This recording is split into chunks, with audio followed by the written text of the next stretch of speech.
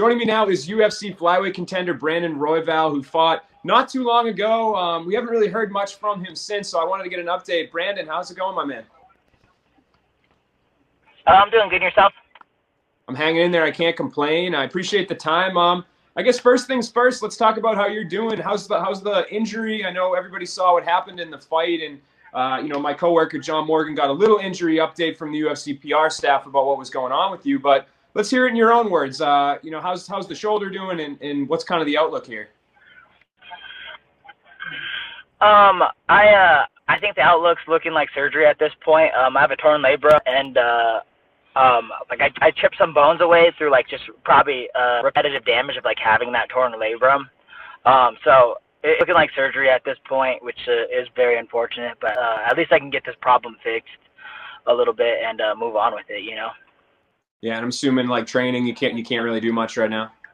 Yeah, I'm at the gym right now, but all I'm doing is jogging and throwing up kicks and stuff, and just kind of seeing where it's gonna go with all this. But I'll find out today, but I'm pretty sure the outcome's surgery, and I'm gonna try to get that done within the next week or so, just get it over with, so I can go back to fighting and stuff, and going back to practicing and just going back to a normal life.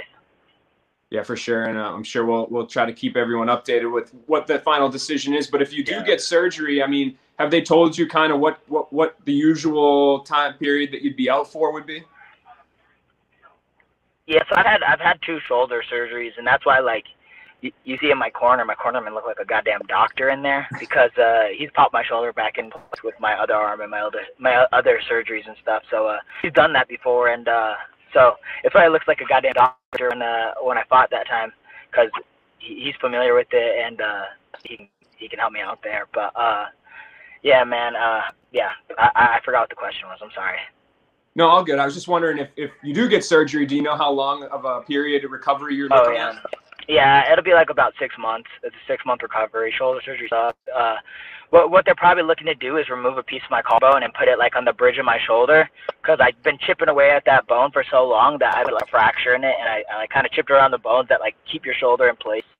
So they're looking to remove a piece of my collarbone and put it in there, and altogether that's gonna be a 6-month recovery, which sucks, but it is what it is, man. I can kind of continue and actually have a real training camp, Yeah, and you mentioned Mark Montoya, and I think that video kind of went viral of him popping your shoulder back, and clearly not the first time he's done it. And I heard an interview with him where I think he said that it used to be your other shoulder that was an issue, and then you got that one fixed. Is that right?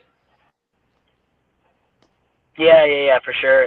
He's done it a bunch. He's done it a bunch of times, but a lot of it's been my left shoulder and stuff. So I had other shoulder problems. You can see I have a bunch of scars. Anytime I see a bunch of scars all over my shoulder. But I guess I have bad shoulders, man. I don't really know what's going on there, and really how that kind of came about. But it was a really unfortunate time to go and have it fall out of place or pop out of place. And have you had this? You can watch in that video too. Is I'm so familiar with shoulder issues that as soon as I was on top of him for a second, and then as soon as it popped out and you hear me say you could see me grab my wrist and try to pop it back in place while he's throwing punches. I was trying to dodge punches and pop it back into place, but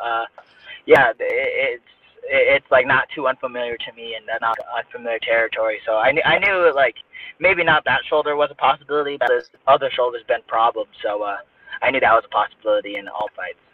And you had surgery on that other shoulder, and did things did things seem to get better once you had that surgery?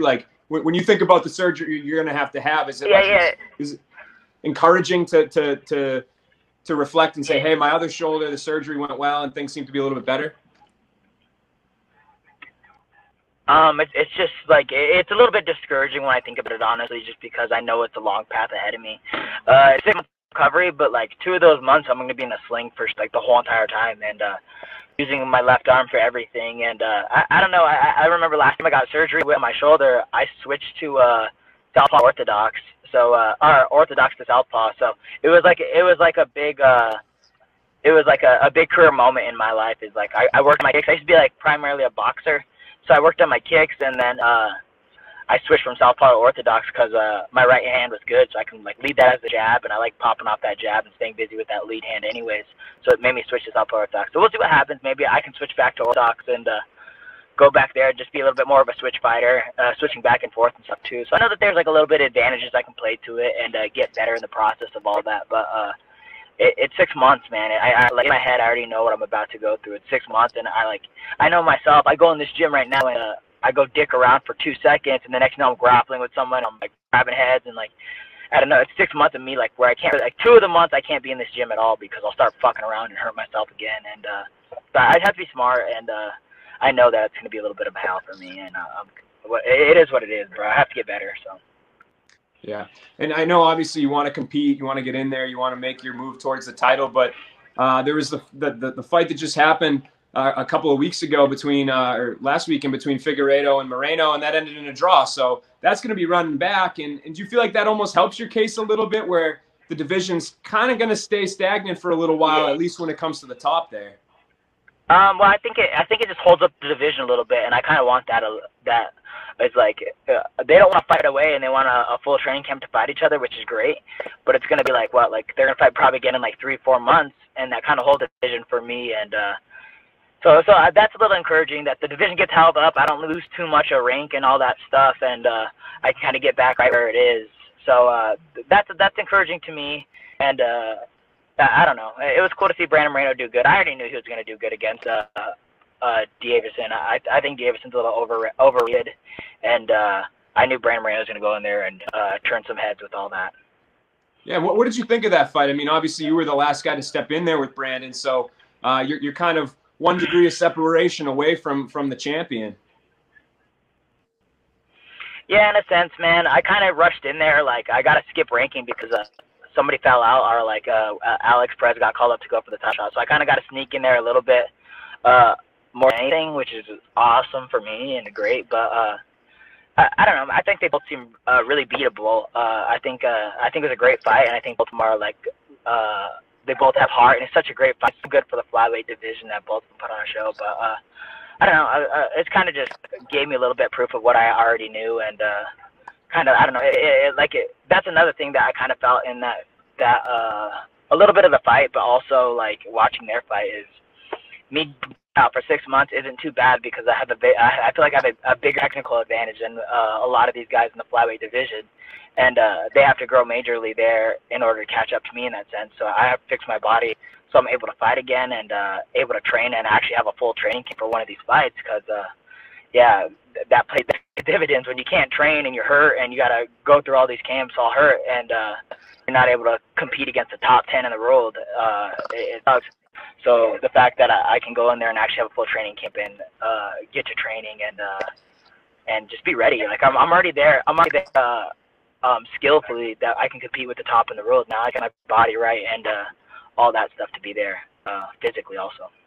Yeah, and you talk about how you mentioned Figueiredo. You thought you can compete with him, but you haven't been in there with him. But you have been in there with Brandon. So the fight up until the point that you obviously the stoppage came, the injury. When you reflect on that, do you feel like that fight could have played out differently had you not gotten that injury? Like, what was your kind of assessment of the fight for as quick as it was? I think when I did that back elbow, when I got my back taken, it gave me a loss of that round. Like I think I lost the round for sure, the way it was playing out. But I think I felt like you can even see like our first exchange. I felt so comfortable, man. Like through his combination or whatever it is, but just all kind of like a lot of overhands and winging like punches in the middle of it. I'm like, oh, okay, like I have a big technical advantage over this guy. Like, so you can see me like kind of smile a little bit while we're exchanging. Like, oh, okay, like this would be a good fucking matchup for me. Like honestly, like I said, that kid's so impressive in the sense of like what he has and what he brings is just all heart and that mental attitude is so perfect, man. I really enjoy fighting, and like I said, he did what he had to do. When my shoulder popped out, he came up on top and capitalized on the situation and ground and pound, and even showed like a little bit of like a mercy thing. As soon as I held in pain, he like looked at the ref like, "Hey, you gonna stop this shit?" And then he's like, "I gotta go finish this fight." So not to disrespect anybody at all, but I just feel like I have a lot more skills than some of these guys out here. For sure, man. Yeah, confidence is key there. And I know this might be an unfair question just because you might be looking at a few months away from action, but when you get back there, I mean, is there any sort of roadmap you're laying for yourself? Like, how close do you think you are from a title? Are there any matchups that you see that are like, hey, you know, Cody Garbrandt or Alex Perez or whoever. Those are the guys that are going to get me to that shot for gold. I think Alex Perez is come train with us. I'm not positive on that, so I wouldn't want to fight like a fellow mate or anything like that. But like ideally for me, I could get that. If Brandon Moreno loses the rematch, I can possibly get that fight back. That'd be great for me, just because I want to restore that. Just restore that and just show that just to kind of show what I can do out there more than anything, right? Is like I feel like I just didn't get a chance to showcase my skills in a sense, and like I said, so I would love that rematch. But whatever's gonna get me back in the picture, man. Whatever's gonna get me hyped about, get me some hype or whatever it is, and I have like probably like 7 months out before I can even think about fighting or before I can have like a matchup or a fight. So who knows, man? The division can shape up anywhere in between that time, and I don't know where I'm gonna fit in there at that point.